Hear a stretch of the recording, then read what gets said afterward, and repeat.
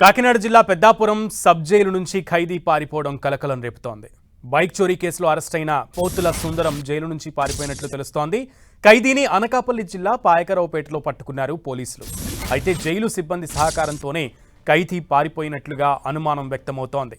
అంతేకాదు ఖైదీ ఎక్కడికి పారిపోలేదని, sub jail క్యాంటీన్లోనే దాక్కున్నాడని పోలీసులు బుకాయించారు. విషయం తెలుసుకున్న అధికారులు సీసీ కెమెరాలను పరిశీలిస్తున్నారు.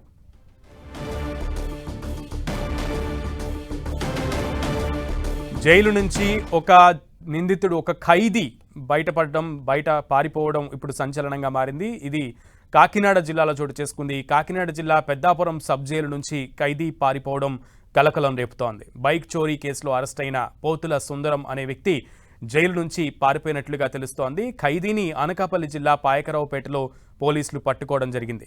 అయితే జైలు సిబ్బంది సహకారంతోనే ఖైదీ పారిపోయినట్లుగా అనుమానం వ్యక్తమవుతోంది. అంతేకాదు ఖైదీ ఎక్కడికి పారిపోలేదని, సబ్ జైలు క్యాంటీన్లోనే దాక్కున్నాడని పోలీసులు బుకాయించినట్లుగా కూడా తెలుస్తోంది.